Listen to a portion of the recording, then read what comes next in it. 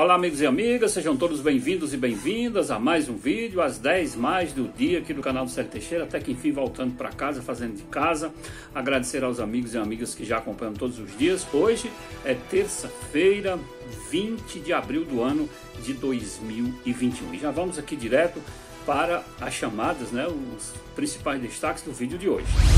A vida sem plano B depois da saída de Ford no Brasil. Como é que está funcionando? Anvisa libera coquetel contra a Covid-19 para pacientes de grupo de risco. Bolsonaro estimula agentes de devastação, diz carta de ex-ministro enviada à cúpula do clima. Olha que coisa. Índia registra recorde de mortes por Covid e tem mais de 200 mil casos pelo 6º dia seguido. Instituto Butantan espera a aprovação rápida de estudo clínico da vacina Butanvac pela Anvisa, uma vacina brasileira que está sendo desenvolvida aí em parceria. Ministério Público deflagra a operação Egoísmo em Caririaçu para apurar suspeitos de furarem fila de vacinação aqui no Ceará. Como está o nível de alerta para a transmissão de Covid-19 nos municípios cearenses? Nós vamos tentar entender um pouquinho dessa situação agora. Familiares e fãs se despedem do sanfoneiro Dedinho Gouveia em carreata na capital cearense. Anvisa tem até semana que vem para se manifestar sobre o uso da Sputnik V no Ceará, decide Supremo Tribunal Federal. Enfermeiro que defendia tratamento sem eficácia para a Covid-19, Anthony Ferrari, morre vítima da doença.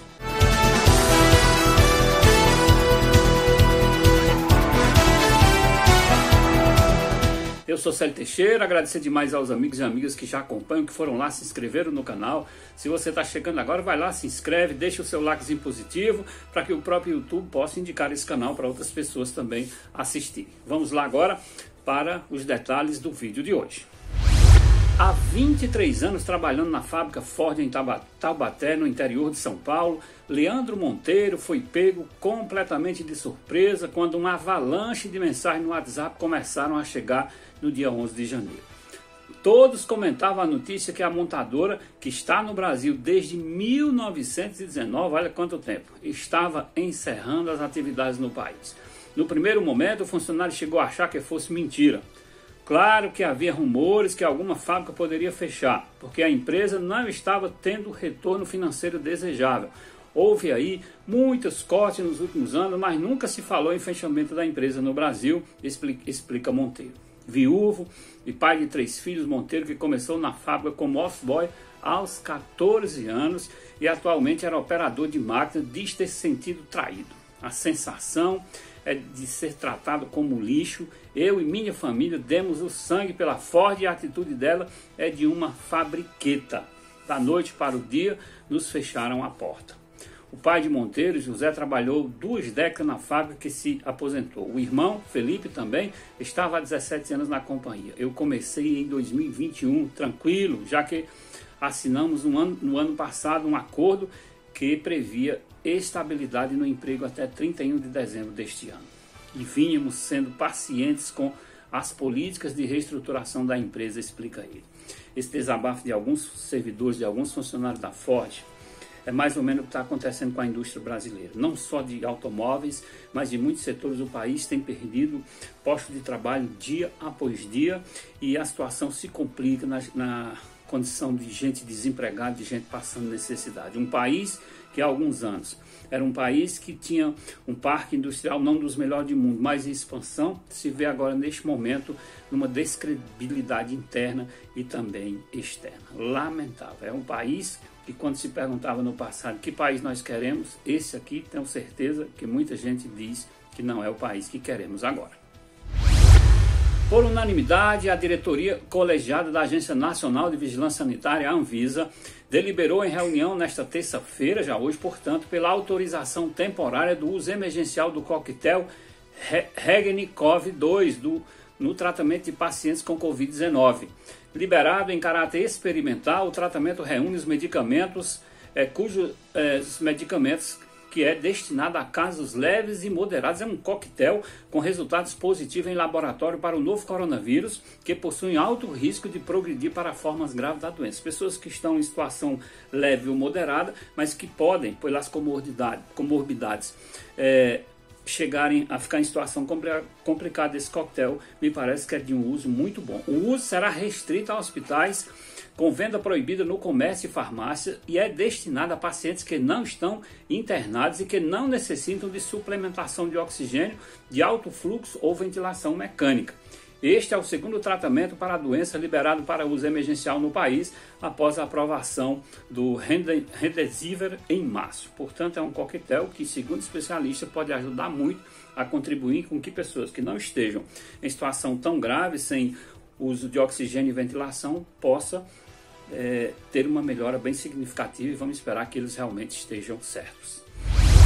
A Comissão de Defesa dos Direitos Humanos, liderada aí por Dom Paulo Evaristo Wagner, enviou carta aberta às autoridades da cúpula do clima, afirmando que apesar de o presidente Jair Bolsonaro ter mudado de discurso sobre o meio ambiente recentemente, a política ambiental brasileira não mudou e seguem em curso ações que enfraquecem as leis ambientais e ameaçam as populações indígenas.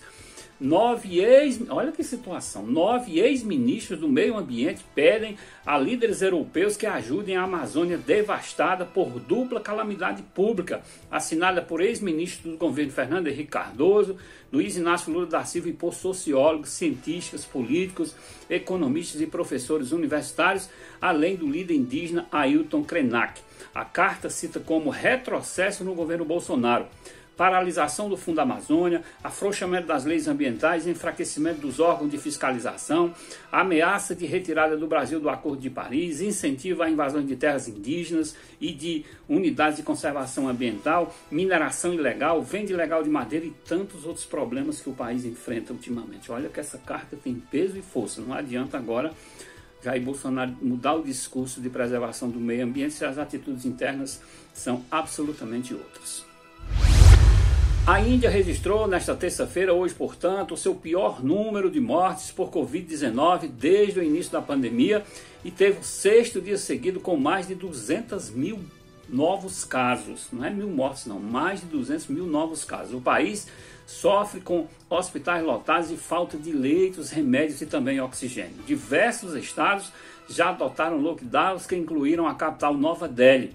Com os 1.761 novos óbitos, foi de ontem, nas últimas 24 horas, o país passou o Brasil e foi o que mais registrou vítimas do novo coronavírus nas últimas 24 horas, elevando para 180.530 o número de mortes pela doença em seu território, isso lá na Índia. Mas especialistas acreditam que o número real de mortes seja muito maior do que a contagem oficial. Várias cidades importantes já estão relatando um número muito maior de cremações e enterros feitos sob protocolos da Covid-19 do que o número oficial de mortes divulgado pelas autoridades. Segundo trabalhadores de crematórios e cemitérios, a imprensa local é uma revisão, a imprensa também fala isso, e uma revisão dos dados do governo indiano precisam ser feitos urgentemente. Vale dizer que os Estados Unidos é o país que tem o maior número de mortes, mais de 500 mil. O Brasil vem em segundo com 373 mil, depois México e a Índia já é o quarto. Agora tem um diferencial. Embora o número de mortes no Brasil esteja muito elevado ainda, mas o Brasil tem cerca de 215 milhões de habitantes. A Índia tem 1 bilhão e 300 milhões de habitantes. E apesar de ser maior fabricante de vacinas, não conseguiu vacinar um percentual que já se imaginava, e se a coisa lá complicar, o número de mortes vai aumentar numa escalada absoluta, porque a população é realmente muito grandiosa e temos aí mais de 200 mil casos por dia. Quando o Brasil chega a 70, 80, 90 mil casos, já é um recorde, e lá 200, 250, 270 mil casos é um número realmente muito elevado. Se esses casos continuarem evoluindo para um grave, vai ser um número de mortes assustador, lamentavelmente.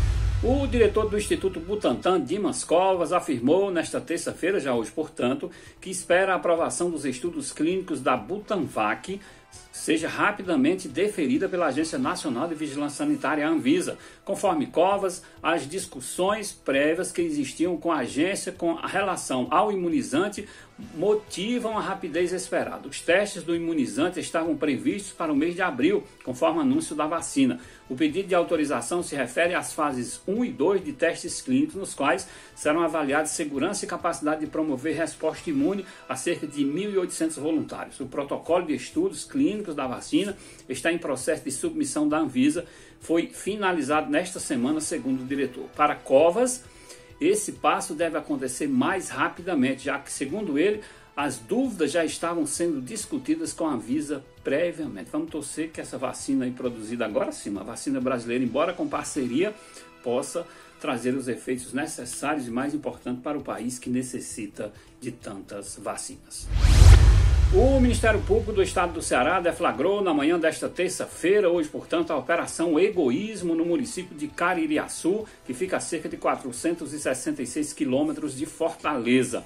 Em ação conjunta com a Polícia Civil, o órgão cumpriu 5 mandados de busca e apreensão na Secretaria de Saúde da cidade e na residência de servidores municipais. A operação apura a possível conduta de pessoas que furaram fila da vacinação contra a Covid-19 lá no município. Segundo o Ministério Público, alguns vereadores de Caririaçu decidiram fazer uma inspeção para fiscalizar a imunização no município, gravando o processo de vacinação em vídeo. Nesse material, que foi enviado à Promotoria de Justiça lá de Caririaçu, suspeita-se que uma pessoa que é servidora lotada na Secretaria de Desenvolvimento Urbano e Infraestrutura teria sido vacinada de forma irregular. E aí também outras pessoas me parece que estão nesta mesma situação no município de Caririaçu. Isso é uma tendência que não aconteceu só lá não, em muitos municípios do Brasil afora.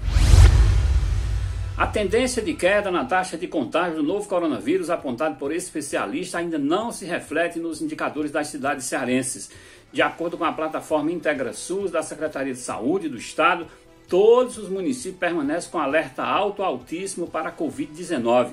Em comparação com a semana anterior, houve uma sensível piora. Eram 176 cidades em alerta altíssimo, agora são 177. A métrica do sistema vai de baixo 1, altíssimo, que é o nível 4. Na análise anterior, período correspondente às semanas epidemiológicas 13 e 14, 8 cidades estavam em nível de alerta alto. Paramoti, Iracema, Piquet Carneiro, Catarina, Oroz, Icó, Grangeiro e Lavra da Mangabeira. Agora, nas semanas 14 e 15, período correspondente aos dias 14 a 17 de abril, não caiu para 7. A situação ainda é de muitos problemas aqui no estado do Ceará. Amigos, fãs e familiares se despediram do cantor e sanfoneiro Dedinho Gouveia na manhã desta terça-feira com carreata. O cortejo, com início na Avenida Augusto dos Anjos, no bairro Bom Sucesso, percorreu até o cemitério Memorial da Paz em Maracanaú, na Grande Fortaleza. Dedinho Gouveia morreu nesta segunda-feira em decorrência de complicações da Covid-19. O sanfoneiro tinha 61 anos e estava internado em uma unidade de terapia intensiva UTI do Hospital Dr. Carlos Alberto Studart Gomes, no bairro Messejana, isso desde o dia 11 de abril. Mais uma perca aí para artistas aqui cearenses e, por que não dizer, de influência no Nordeste brasileiro. O Supremo Tribunal Federal determinou nesta segunda-feira que a Agência Nacional de Vigilância Sanitária, isso foi ontem, tem até a semana que vem para comunicar decisão sobre a importação excepcional e temporária de doses da vacina russa Sputnik V para o governo do Ceará. Com liminar definida, ficou estabelecido o prazo máximo de 30 dias a contar do dia 31 de março último para a decisão da Anvisa. Caso a Anvisa não se manifeste dentro do prazo estabelecido, o Estado tem autorização para importar e distribuir o imunizante, sob sua exclusiva responsabilidade e desde que observadas as cautelas e recomendações do fabricante e também das autoridades médicas. São 5.870.000 que o Ceará comprou e espera autorização para vacinar. Se chegar, vai ajudar a vacinar praticamente mais da metade da população cearense. Morreu neste domingo, dia 18, vítima de Covid-19, o enfermeiro e ex-diretor do Hospital da Criança de Cabo Frio, na região dos Lagos, lá no Rio de Janeiro. O nome dele, Antony Ferreira Penza, de 45 anos. O profissional estava internado no Hospital Municipal São José, em Duque de Caxias, na Baixada Fluminense.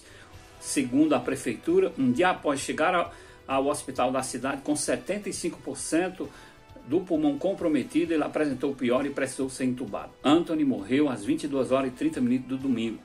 Por que esse caso repercutiu a nível nacional?